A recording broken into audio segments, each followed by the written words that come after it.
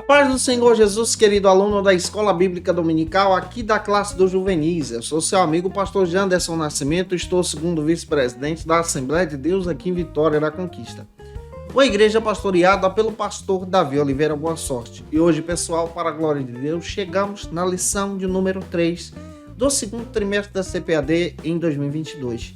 Vamos trabalhar sobre um assunto muito legal, estudando sobre o Novo Testamento. Hoje nós vamos compreender sobre entendendo o Novo Testamento. Hoje eu vou trabalhar com vocês toda a classificação do Novo Testamento, para que você tenha essa visão de forma panorâmica, dividindo isso com você detalhadamente. Você que está chegando por aqui pela primeira vez, aproveita, se inscreve no nosso canal, passa a ser um dos nossos alunos, deixa aí teu likezinho, teu joinha, porque com isso você ajuda muito a gente a falar de Jesus e compartilhar também a palavra de Deus. Deixa aí teu comentário, hashtag Glória a Deus e participe conosco nessa ministração. Eu estou comentando as lições de adultos, jovens, juvenis, discipulado, adolescentes, vencedores, pré-adolescentes também. Você encontra todo o nosso material no link na descrição desse vídeo, tá? Fica à vontade para você acessar, navegar e conhecer o nosso trabalho também. Se você conhece alguém das classes dos adultos e jovens, indica o nosso material para esse povo bonito crescer em Jesus. Nós temos o Facilita EBD, que tem recursos assim extraordinários para essas classes também. Vamos então deixar de conversa e vamos para a aula de hoje, para a glória de Deus.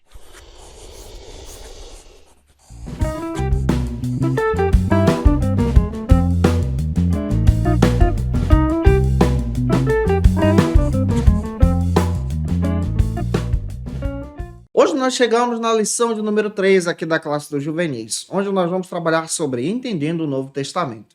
Para iniciar bem a tua aula, você precisa iniciar por algumas bases bíblicas. A primeira base bíblica se localiza em 2 de Pedro, capítulo 1, versículo 21. Faça essa leitura com os teus alunos aí, tá bom?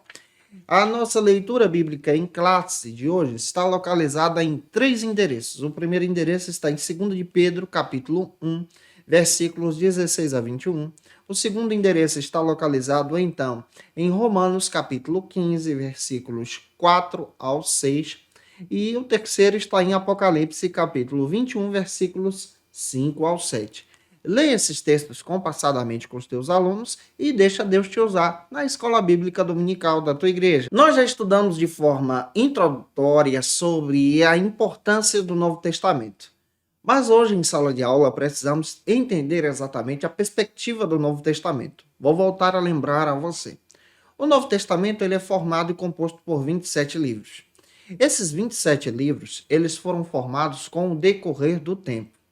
Não pense, por exemplo, que os discípulos de Jesus estavam caminhando atrás de Jesus no discipulado com o caderno na mão, fazendo as anotações. Não era assim, gente. O Novo Testamento ele passou a ser produzido exatamente por causa da necessidade de preservar os ensinamentos de Jesus.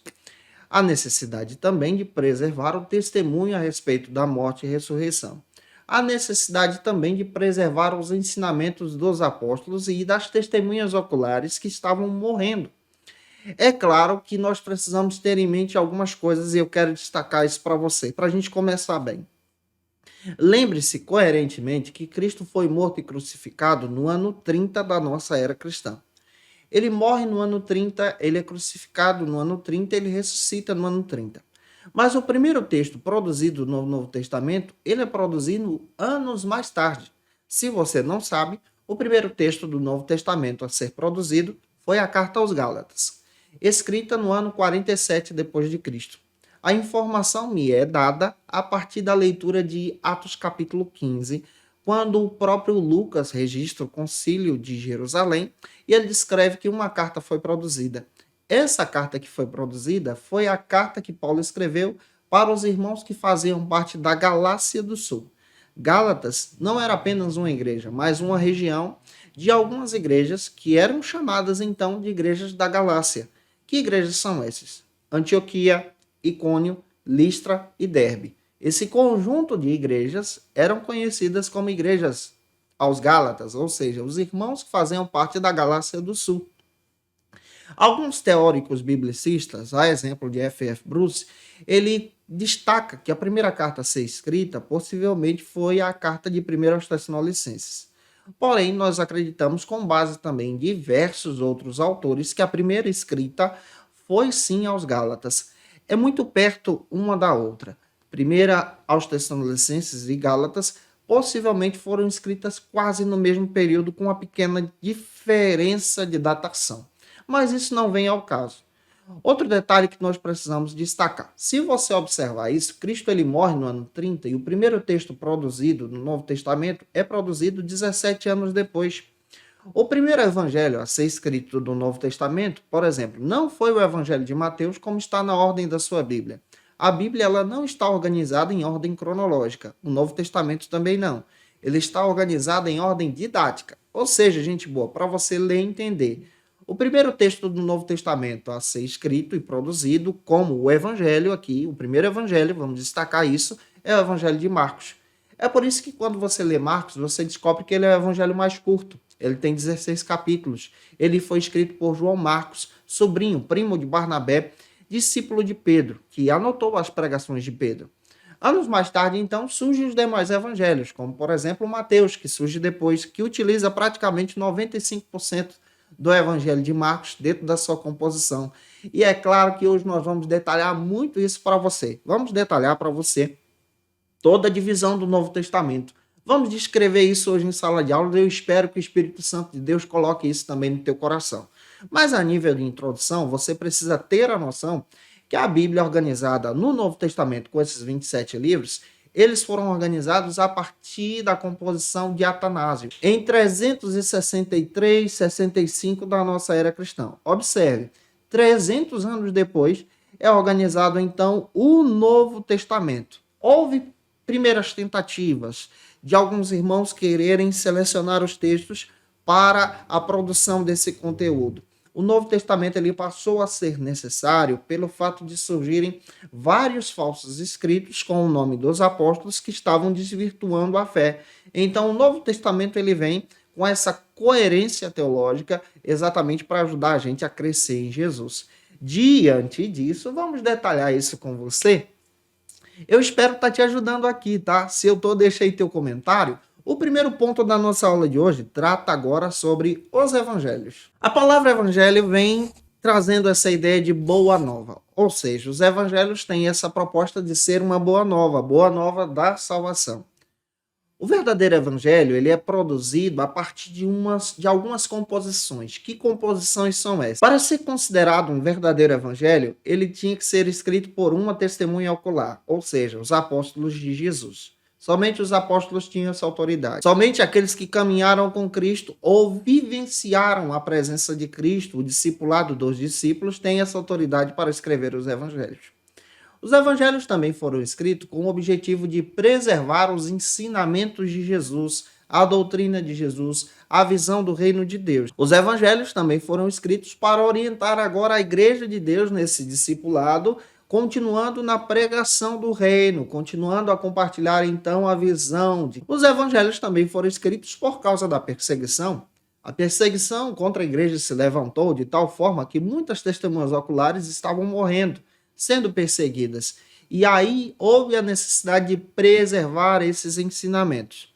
Os evangelhos, eles são compostos na nossa Bíblia por 4 textos, 4 grandes textos sagrados. O primeiro texto sagrado, ou seja, o primeiro evangelho a ser escrito, como já citei para você, é o Evangelho de Marcos, escrito possivelmente entre 48, 49 e 50 da nossa era cristã.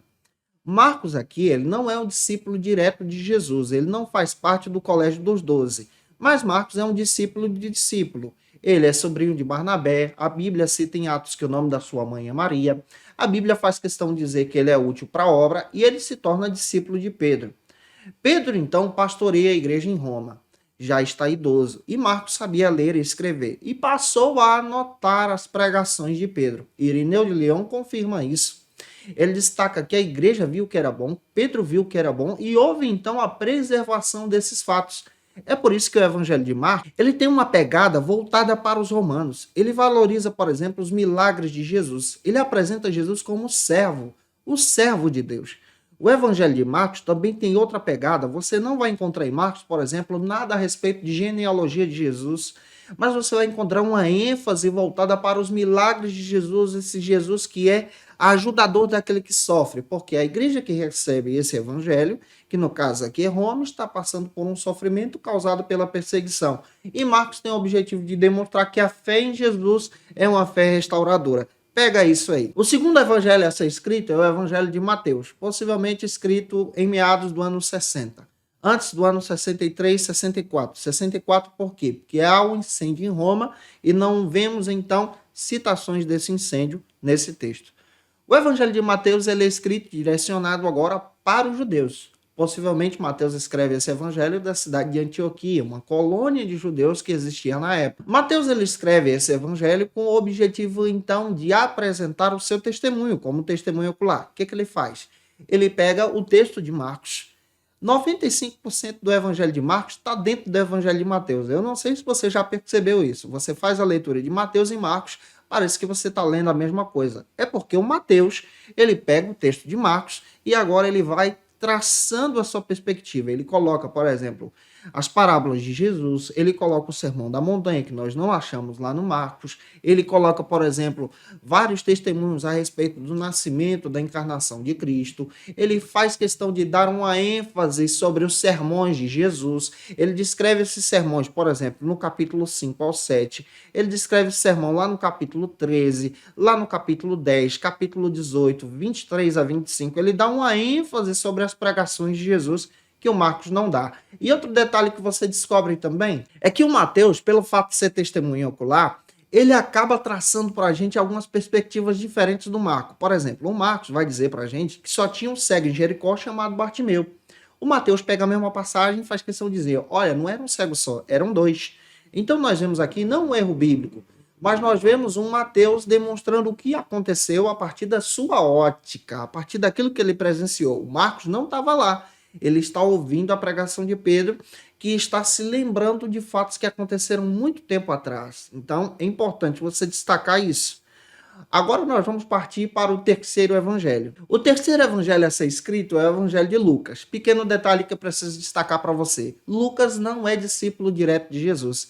Ele acompanha Paulo, ele é grego, ele é o único escritor da Bíblia que não é judeu. E o Lucas ele é um grande pesquisador, conhecido na Bíblia como médico amado.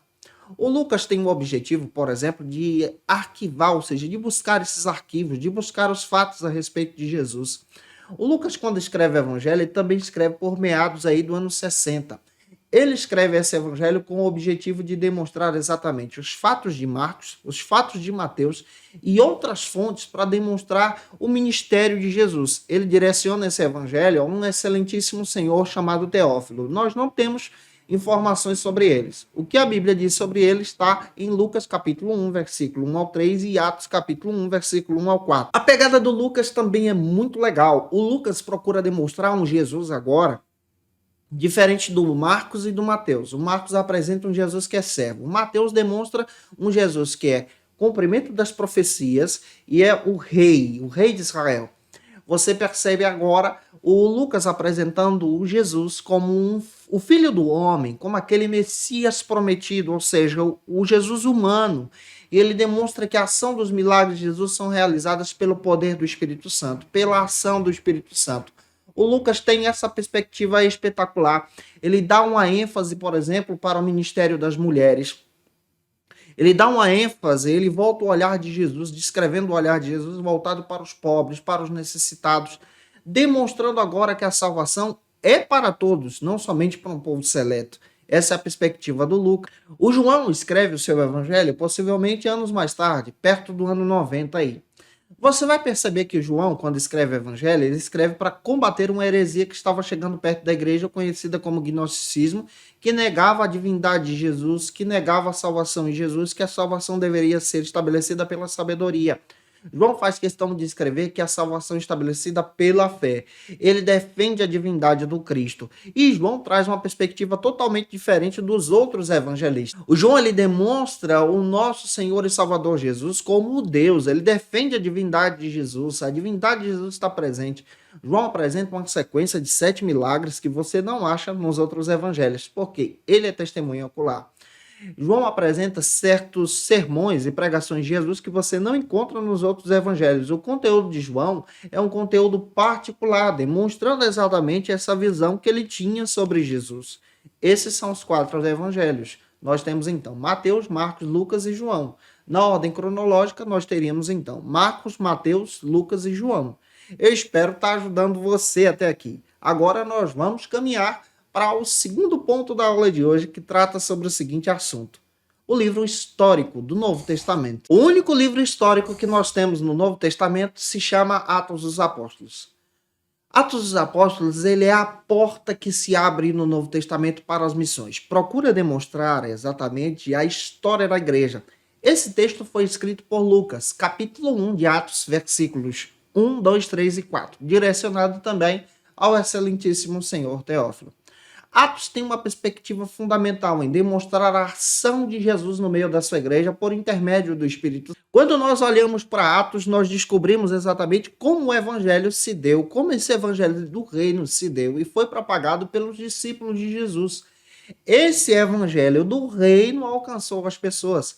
O evangelho é propagado exatamente a partir da visão de Atos capítulo 1, versículo 8. Você pode ler esse texto. Esse evangelho, até o capítulo 5, está presente lá em Jerusalém, capítulo 5, 6 e 7. A partir do capítulo 8, ele se expande então para Samaria. De Samaria, capítulo 9 a seguir, capítulo 10 a seguir, esse evangelho então alcança os gentios e no final do texto nós encontramos esse evangelho indo em direção à principal capital do mundo da época, que é Roma. Você percebe lendo Atos que os discípulos, com poucos recursos, mas cheios do Espírito Santo de Deus, propagaram a mensagem da salvação por todo o mundo da sua época. E aqui nós paramos para refletir como Deus tem nos chamado para propagar a mensagem da salvação também no nosso dia a dia. Um personagem que aparece em Atos, que é fantástico, que é sensacional, é o Paulo. Ele destaca essas missões por todo o mundo a partir da leitura de Atos capítulo 13. Então, lendo Atos, nós vamos descobrir exatamente a riqueza de ser um livro histórico dentro do Novo Testamento. Agora queremos destacar com você, já avançando, para o nosso terceiro ponto, sobre as epístolas. E nas epístolas eu quero destacar para você tanto as epístolas paulinas como as epístolas gerais. As epístolas é uma composição, então, de 21 cartas. Pega isso. Só que nós precisamos dividir as epístolas para poder passar para os nossos alunos em 2 conjuntos. E eu vou destacar para você o primeiro conjunto, que são as epístolas paulinas. É importante você destacar isso com os seus alunos. Paulo é responsável por escrever 3 epístolas, 13 cartas. As epístolas paulinas podem ser divididas então em 3 conjuntos. O primeiro conjunto das epístolas paulinas é conhecido então como doutrina ou ensinamentos de Paulo, teológicos de Paulo. Quem é que faz parte dessas epístolas? Você pode anotar aí. Você pode tomar como base, por exemplo, Romanos, 1ª e 2ª Coríntios. Nós temos também Gálatas e também nós encontramos agora como parte desse conjunto 1ª e 2ª aos Tessalonicenses. Esses textos têm o objetivo de demonstrar a doutrina paulina, o que Paulo compreendia a respeito do Cristo. Em Romanos, ele fala sobre a justificação pela fé, sobre a doutrina da salvação. Em Corinto, nós encontramos então nas cartas Paulo falando sobre a ressurreição, sobre o batismo com o Espírito Santo, dons espirituais.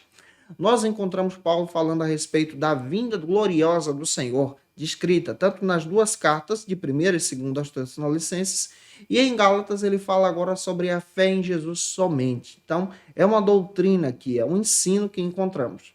O segundo conjunto que nós temos de Paulo está presente também na Bíblia. Ele é conhecido como as cartas da prisão. Paulo ficou preso no ano de 60 a 62, por 2 anos em Roma.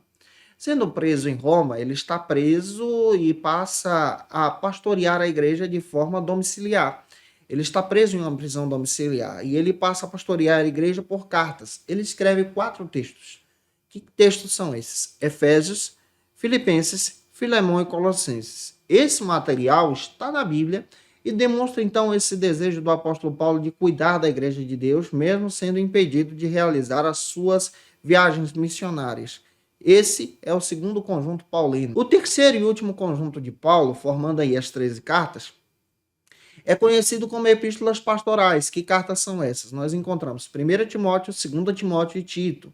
especialmente 2 Timóteo, é escrita por Paulo no final da sua vida, demonstrando seu desejo de expor o seu coração, de passar o legado ao seu filho na fé, Timóteo. Esses textos são textos pastorais. Esse é o conjunto paulino. E já que a gente está trabalhando sobre as epístolas de modo geral, nós vamos agora para as epístolas gerais. As gerais são formadas então pelas seguintes cartas. Você pode até anotar aí: Hebreus, Tiago, 1 de Pedro, 2 de Pedro, 1 João, 2 João, 3 João e Judas. Todo esse material é conhecido então como epístolas gerais, em algumas versões universais. Você pode até encontrar também como católicas. A palavra católica significa em latim esse sentido de ser universal, no sentido de ser compartilhada por toda a igreja. É uma visão que toda a igreja precisa ter, uma visão que toda a igreja precisa conhecer a respeito do cristianismo, sobre a fé em Jesus. Cada epístola traz, então, um conteúdo específico para um público específico para o crescimento da igreja em Cristo. Eu espero estar te ajudando até aqui. Se eu estou te ajudando, você conhece alguém que precisa muito assistir essa aula, manda esse vídeo para ele ou para ela, compartilha aí para a glória de Deus.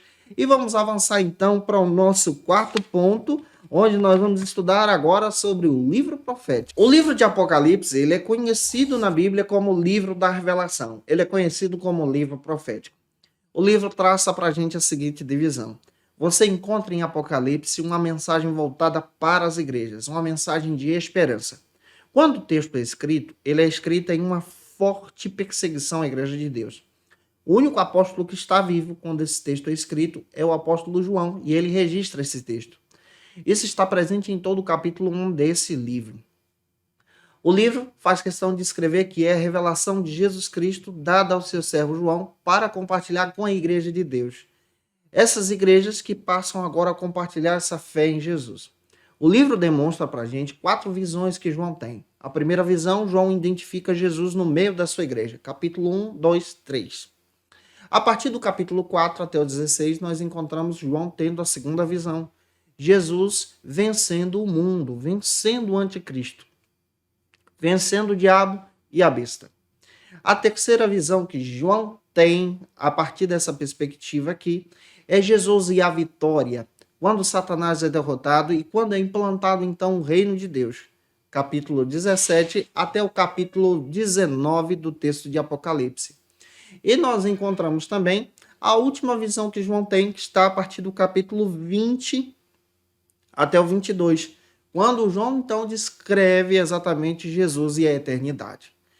A visão de Apocalipse é demonstrar uma visão de esperança em um período de perseguição que a igreja enfrenta.